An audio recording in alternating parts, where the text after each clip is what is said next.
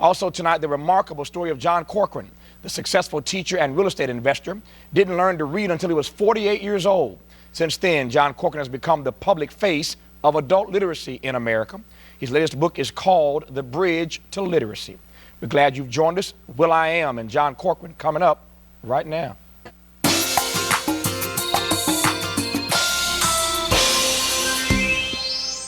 John Corcoran was a success in everything he tried, including a high school teacher, despite the fact that he couldn't read.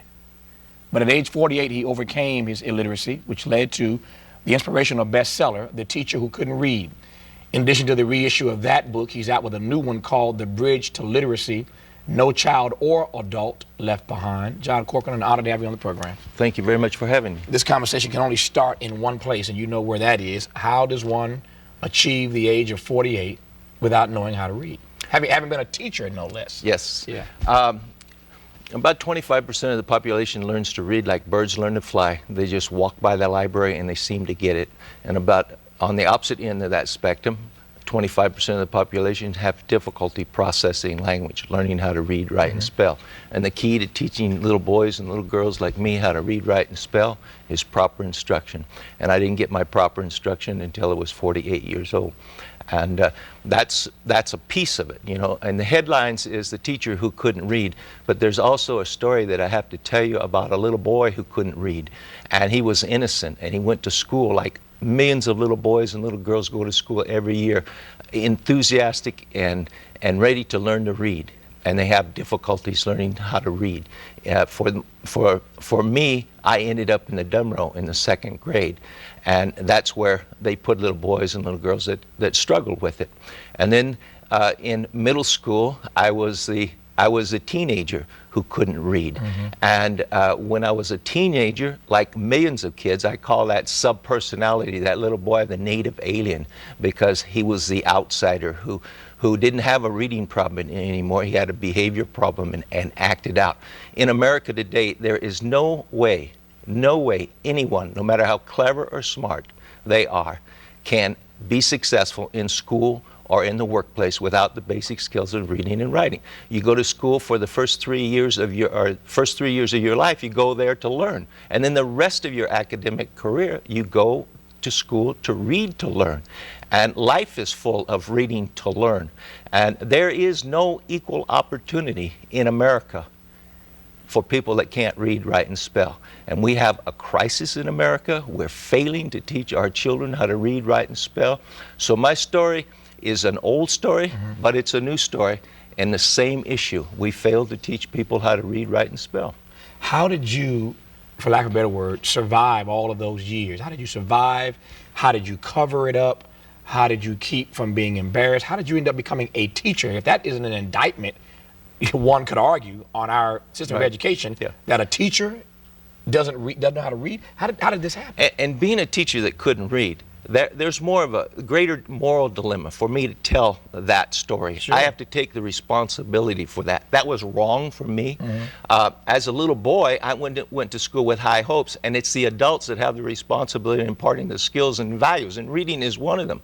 And I was just passed along. Social promotion's been here for a long time. So it's not hard to be sympathetic or empathetic for a little boy or a little girl. It's passed along. It's the adults that have the responsibility. When I was a teenager, when my parents went to school to find out how I was doing in school, they weren't talking about the fact that I couldn't read or write. They were talking about the fights I was in, the disruption. I made teachers cry. They made me cry. I was suspended from school. I was expelled from school.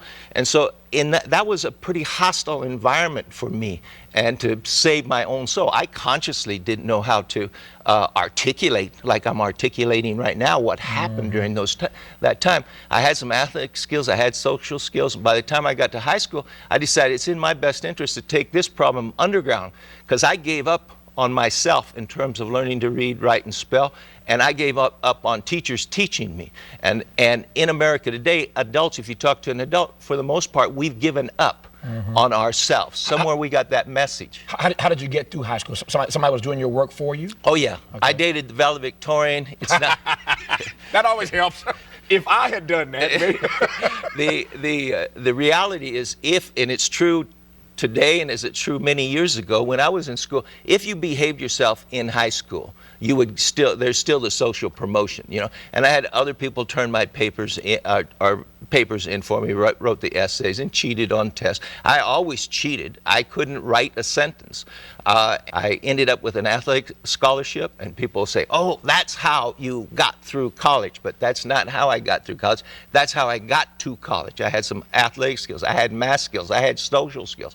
I went underground. You know, I ran around and I learned the oral language and tried to have 25-cent words that literate people would have.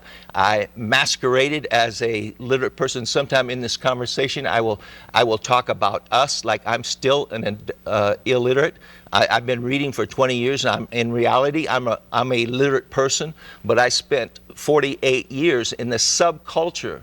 The subculture of the oral language in America, which is a second-class citizenry, and we're second-class citizens, and we're invisible, and we cannot succeed, and we cannot get to that written word without the help of literate people. What do you recall about your eyes opening, literally or figuratively, when at 48 you learned how to read? I went to a public library one afternoon kind of out of desperation. I had seen some advertisement of all places in television, you know, to say adults are learning to read. I thought I was the only adult in the world that had this issue. And this was one of the things that happens with us. We're in isolation. We hide, we cover up, and we think we're alone. It's unique. When I went there, I didn't really believe it. As most adults do not believe they can learn to read. I went to the learning table. I'm going to try it again, you know, and try it again, and I was probably going to fail again. I got a 65-year-old volunteer tutor that, in retrospect, I call her the ambulance driver. I spent 13 months with her. She got me to about the 6th grade level. I couldn't write anything, and I wanted to write. I wanted to move on. I thought I died and went to heaven. It's the answer to your question. You know, this was something that I never really imagined. At a 6th grade level, at a 6th grade level, you'd gone to heaven. Yeah, I could read the newspaper. We aren't dumb. You know, we really want an education. So when I went to a reading clinic, and we have science now. I had some diagnostic tests, and they identified the problem. And I had some intensive remediation done. You know, these tests can tell you, they can prescribe what you need. And that's the good news about this problem of illiteracy. This is one social education issue that we can solve in America. We have the science, we know how to teach even people like me. I went up to the clinic, and my teacher there said, I can teach a rock to read. And the science is truly there. How do we, beyond what you've just said, which is taking the issue more seriously, to the centerpiece of your book, the epicenter of your book, how do we build this bridge to literacy?